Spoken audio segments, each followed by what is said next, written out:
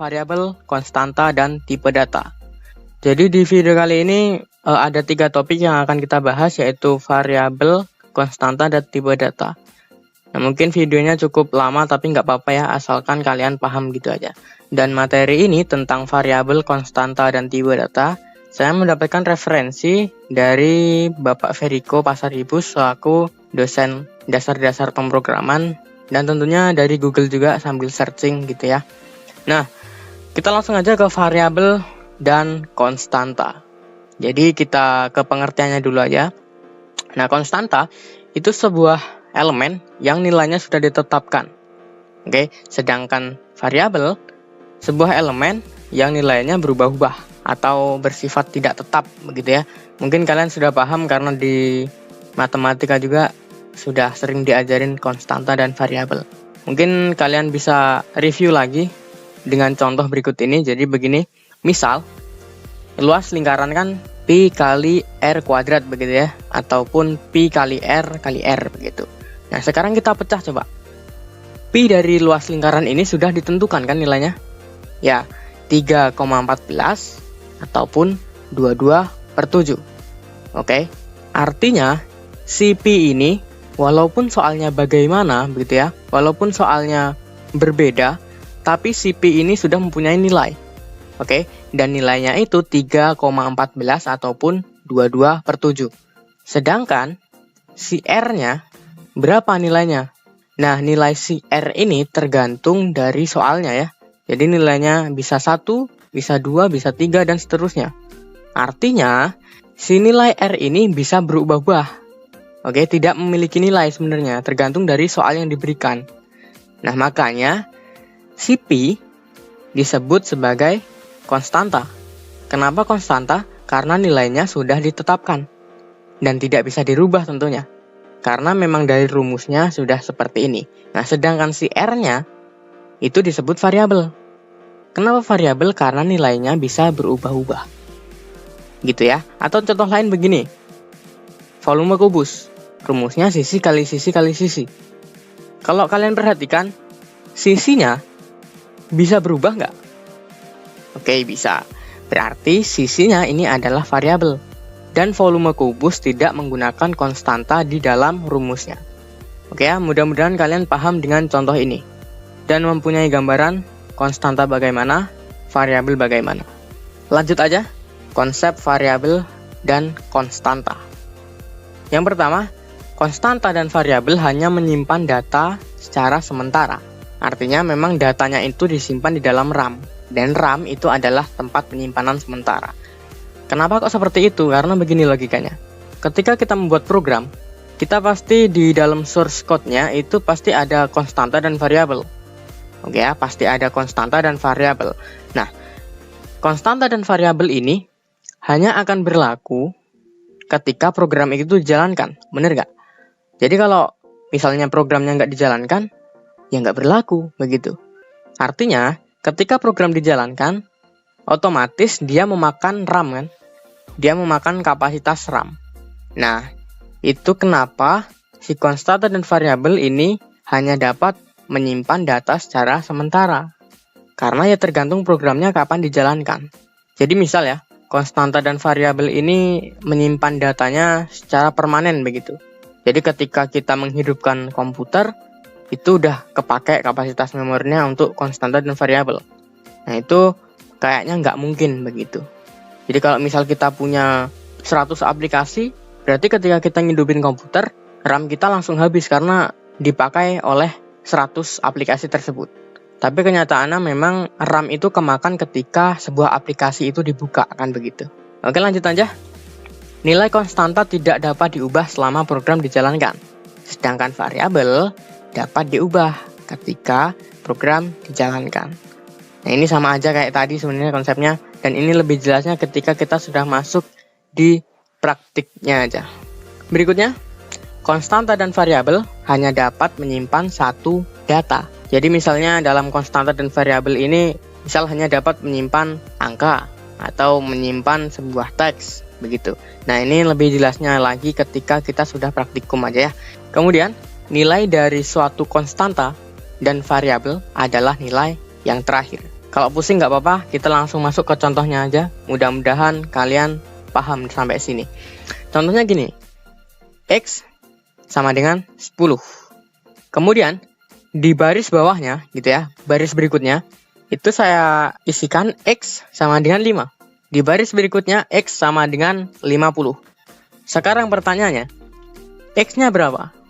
Ada yang jawab 10, 5, 50? Nah, jawaban yang benar adalah 50. Kenapa? Logikanya gini. Di dalam program ya teman-teman, di dalam program. Sekarang gini, X, pertama ya, X sama dengan 10.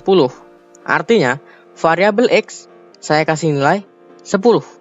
Masuk ke script di bawahnya, X sama dengan 5. Artinya apa? Artinya, X yang awalnya 10, saya ubah jadi 5. Oke, masuk di script bawahnya lagi, X yang awalnya 5 jadi 50. Artinya nilai X adalah 50. Oke, bukan 10 ditambah 5 ditambah 50 atau dioperasikan yang lainnya ya. Tapi nilai suatu konstanta atau variabel adalah nilai yang terakhir. Jadi sebuah program itu dibaca dari atas ke bawah, dari kiri ke kanan. Gitu ya. Nanti kita lebih jelasnya ke praktikum aja deh. Aturan variabel dan konstanta. Yang pertama harus dimulai dengan huruf alfabet.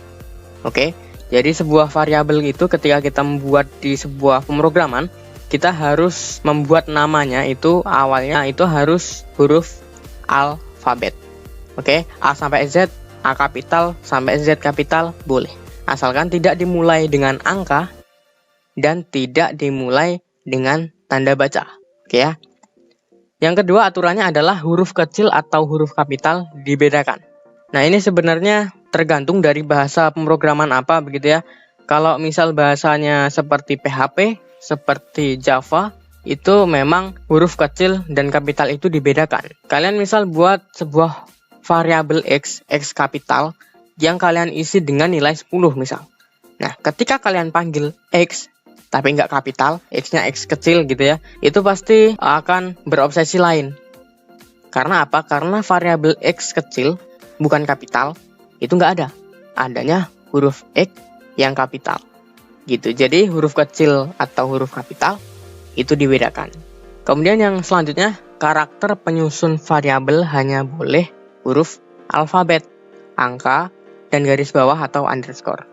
Jadi misalnya kalian buat variabel yang memungkinkan 2 kata atau lebih gitu, ada sebenarnya teknik untuk mengganti spasi tersebut dengan underscore. Kemudian, tidak boleh menggunakan spasi atau bisa dibilang karakter putih. Nah, untuk mengganti spasi karena nggak boleh, ya tadi ada teknik menggunakan garis bawah atau underscore. Atau ada juga teknik yang namanya camel casing. Jadi, kita tidak menggunakan spasi atau underscore di situ, jadi kita langsung gabungin aja hurufnya. Jadi huruf pertama dari sebuah kata itu menggunakan huruf kapital. Oke, nanti saya jelaskan di praktikum aja deh. Kemudian penamaan konstanta dan variabel sebaiknya mencerminkan nilai yang dikandungnya. Misalnya rumus persegi panjang begitu ya. Jadi kan di situ ada variabel panjang, lebar, dan luas. Contohnya begini.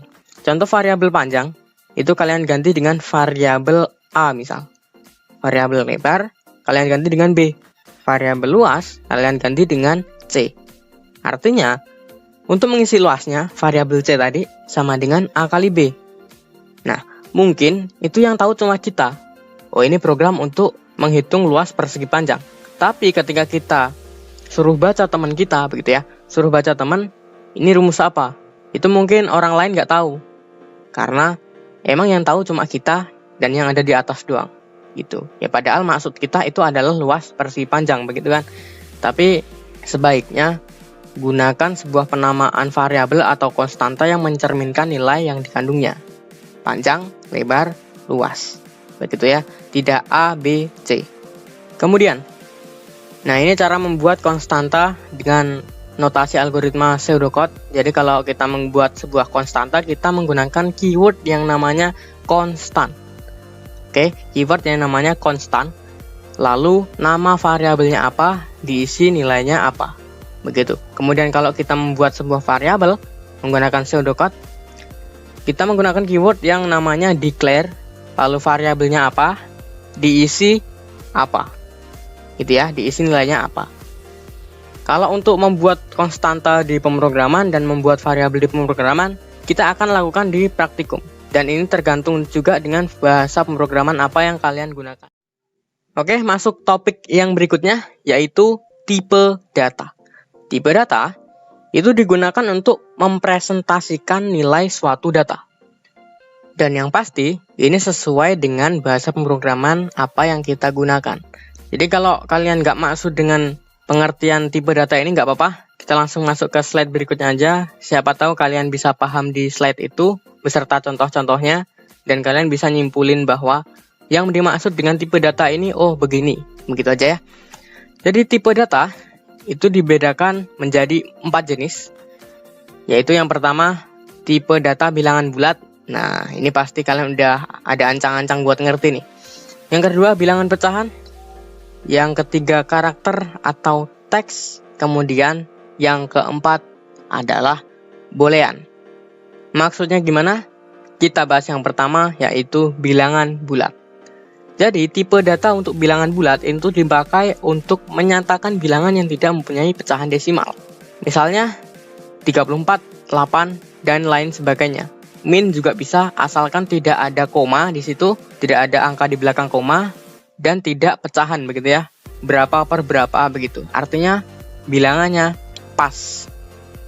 Nah, dan tipe datanya itu adalah, ini saya mengadopsi dari bahasa pemrograman Java. Jadi kebetulan waktu playlist dasar-dasar pemrograman ini dibuat beriringan dengan playlist dasar pemrograman Java ya. Jadi kita belajar materinya di sini dan implementasinya itu di playlist dasar pemrograman Java. Ya, kita masuk ke tipe data bilangan bulat yang pertama. Jadi di Java itu ada tipe data namanya byte, ukurannya 8 bit, jangkauannya min 128 sampai dengan 127. Jadi misal kita punya nilai yang kurang dari min 128 dan lebih besar dari 127, itu nggak bisa masuk di byte. Gitu ya, jadi si byte ini hanya menerima nilai min 128 sampai dengan 127. Kemudian tipe data yang berikutnya untuk bilangan bulat yaitu short. Nah, short itu tentunya ukuran bitnya lebih besar dan jangkauannya sampai dengan min 32.768 sampai dengan 32.767. Kemudian integer, ukuran bitnya 32, jangkauannya segini. Kemudian tipe data long, nah ini lebih besar lagi. Ukuran bitnya juga lebih besar lagi dan jangkauannya lebih besar lagi. Gitu ya. Jadi gini, sebenarnya tipe data yang kita gunakan dalam sebuah program itu dapat berpengaruh dengan ukuran program ketika sudah jadi. Gitu ya. Jadi gini, misalnya dalam sebuah inputan nilai begitu ya, kalau kita cuma bisa masukin 1 sampai 10 begitu, sebaiknya kita gunakan byte. Kenapa? Karena jangkauannya jelas cuma segini. Dan kalau misal inputan nilai angkanya itu jutaan begitu ya, itu lebih baik gunakan integer ataupun long. Kenapa? Karena kalau short ya jelas gak mampu kalau sampai jutaan. Kemudian kalau byte apalagi begitu ya. Sebaiknya gunakan yang emang pada tempatnya begitu ya. Tidak menyisakan banyak jangkauan dan mempunyai jangkauan yang cukup, begitu aja. Dan penggunaan tipe data ini juga yang bisa dilihat bahwa programmer itu beneran belajar IT atau tidak. Biasanya kalau belajar IT ya tipe datanya emang diperhatikan banget karena itu dapat berpengaruh size program kita. Kemudian untuk yang bilangan pecahan, ya tadi ya mempunyai pecahan desimal begitu. Tipe datanya float dan double, jangkauan dan bitnya segini. Oke ya, tanpa berlama-lama aja. Kemudian tipe data untuk karakter atau teks gitu ya. Jadi bedanya karakter dan teks itu begini. Karakter itu dipakai untuk menyatakan simbol, angka, huruf, atau sebuah karakter spesial, tanda baca lah. Kemudian kalau teks itu kumpulan dari karakter. Ya bener ya. Kalau karakter itu ya cuma hurufnya satu-satu gitu. Kalau teks itu ya kumpulan dari huruf. Misalnya aku berarti kumpulan dari huruf A, K, dan U. Gitu aja simpelnya. Tipe datanya adalah char. Ukurannya 16 bit, jangkauannya 0 sampai dengan 65.535. Dan tipe data char dengan sebuah string itu beda. Apa bedanya? Kita nanti akan terapkan di praktikum dasar pemrograman Java. Jadi ditonton aja. Kemudian tipe data yang selanjutnya adalah mengenai boolean. Boolean itu dipakai untuk menyatakan benar atau true atau satu, terserah lah, atau salah, false, atau bernilai 0. Tipe datanya adalah boolean. Jangkauannya bukan angka ya, tapi ini true atau false begitu. Jadi kita bisa membuat sebuah variabel dengan tipe datanya boolean, oke ya, dan nanti kita cuma isi true or false aja, bukan nilai 1 sampai 100 ataupun huruf yang lain selain true dan false. Begitu ya teman-teman. Mudah-mudahan paham dengan video ini. Kalau kurang paham diulang-ulangi aja.